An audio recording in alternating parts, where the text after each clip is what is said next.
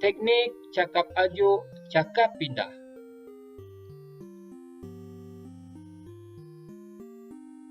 Mari kita lihat soalan perbincangan yang kedua.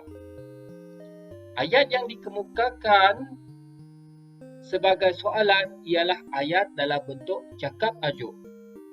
Murid diminta mencari ayat yang sama maksudnya dalam bentuk cakap pindah.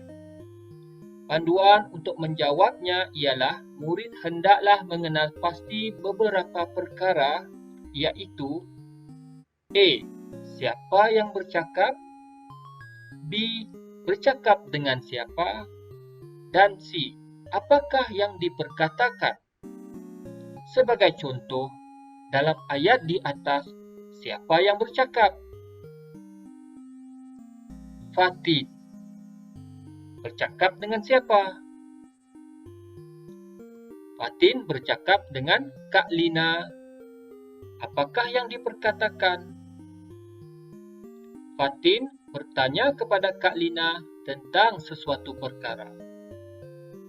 Perkara yang ditanya itu dapat dikesan daripada cakap ajuk tersebut, iaitu apakah rancangan kita semasa cuti persekolahan nanti? Pilihan jawapan akan dimulai dengan ayat A. Fatin bertanya kepada Kak Lina. B. Fatin menanyai Kak Lina. C. Kak Lina ditanya oleh Fatin. Sebagai contoh, ayat yang terhasil ialah Fatin bertanya kepada Kak Lina, iaitu tentang sesuatu perkara. Apakah yang ditanya oleh Fatin kepada Kak Lina? Tentulah rancangan kita semasa cuti persekolahan nanti. Apabila kita menukarkannya kepada bentuk cakap pindah, ada beberapa perkara yang mesti dipertimbangkan. Sebagai contoh, yang ditanya oleh Fatin ialah rancangan kita. Tetapi dalam jawapan yang betulnya ialah rancangan mereka. Cuba perhatikan perbezaan kedua-dua ayat ini. A. Fatin bertanya kepada Kak Lina tentang rancangan kita semasa cuti persekolahan nanti. B. Fatin bertanya kepada Kak Lina tentang rancangan mereka semasa cuti persekolahan nanti. Perkataan mereka pada ayat B lebih sesuai maknanya. Cuba murid perhatikan ayat ini sebagai perbincangan. Saya tidak akan hadir dalam mesyuarat itu, kata Datuk Jamal kepada setiausahanya.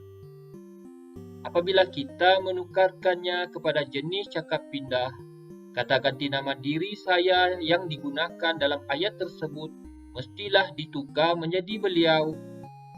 Contohnya, Datuk Jamal memberitahu setiausahanya. Siapa yang bercakap dan orang tersebut bercakap dengan siapa? Bahawa beliau tidak akan hadir dalam mesyuarat itu. Apa yang diperkatakannya? Penukaran ayat ini dapat dirumuskan seperti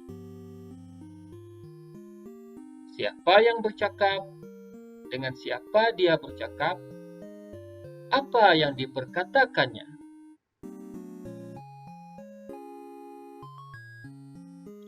Sebagai satu lagi soalan perbincangan, perhatikan ayat ini. Kata Mak Jenab, Osman, jangan kamu bermain di luar rumah. Ayat ini dapat ditukarkan sebagai cakap pindah dengan mengambil kira rumus yang dibincangkan. Mak Jenab melarang Rosman bermain di luar rumah, merupakan ayat aktif. Rosman dilarang oleh Mak Jenab bermain di luar rumah, merupakan ayat pasif. Demikian juga halnya sekiranya jenis cakap pindah hendak ditukar kepada jenis cakap ajuk. Perkara atau rumus yang sama mestilah dipertimbangkan. Sebagai contoh, Cikgu Rohani meminta murid-muridnya menghantar buku penulisan sebelum waktu rehat. Merupakan cakap pindah. Kalian mestilah menghantar buku penulisan sebelum waktu rehat, kata Cikgu Rohani kepada murid-muridnya. Merupakan cakap ajuk. Oleh yang demikian, jawapan bagi soalan perbincangan 2 ialah D. Mari kita aplikasikan teknik ini dengan menyambung semula permainan tadi.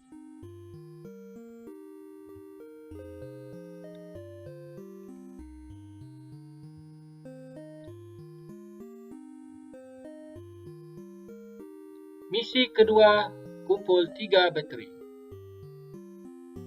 Soalan yang pertama, bapa melarang Yusuf bermain di tepi sungai. A.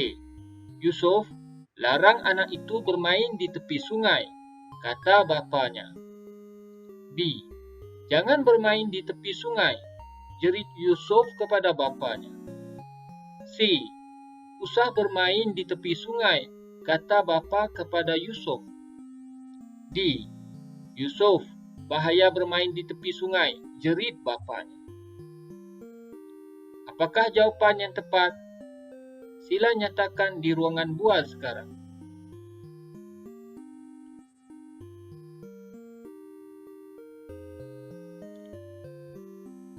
Cikgu perhatikan ramai yang memilih jawapan C. Mari kita lihat.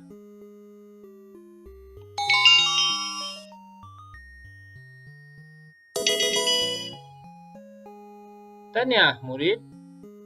Mari kita lihat soalan yang seterusnya. Jangan kamu terlupa untuk datang pada petang ini, kata Isma kepada Halil. A. Halil mengingatkan Isma agar datang pada petang itu. B. Isma mengingatkan Halil agar tidak terlupa untuk datang pada petang itu. C.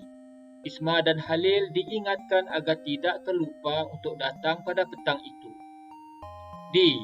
Halil diingatkan oleh Isma agar tidak terlupa pada petang itu untuk datang. Apakah jawapan yang paling sesuai? Sila nyatakan di ruangan bual sekarang.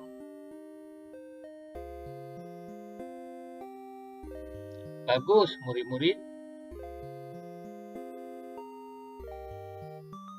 Cikgu perhatikan ramai yang memberi jawapan yang betul. Majoriti memilih jawapan B. Mari kita lihat. Tahniah.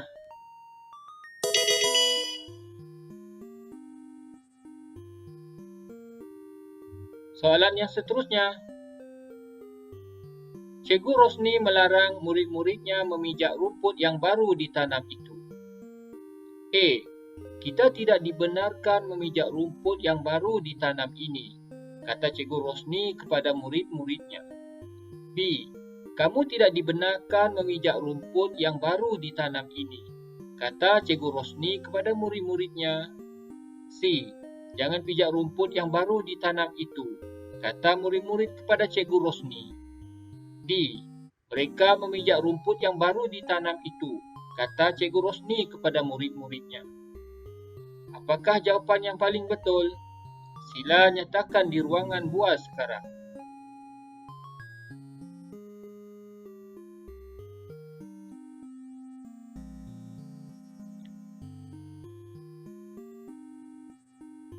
Cikgu perhatikan ramai yang memilih jawapan B. Mari kita lihat.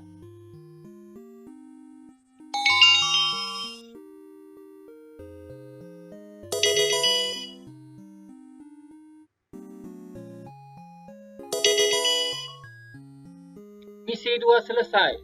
Tahniah murid-murid.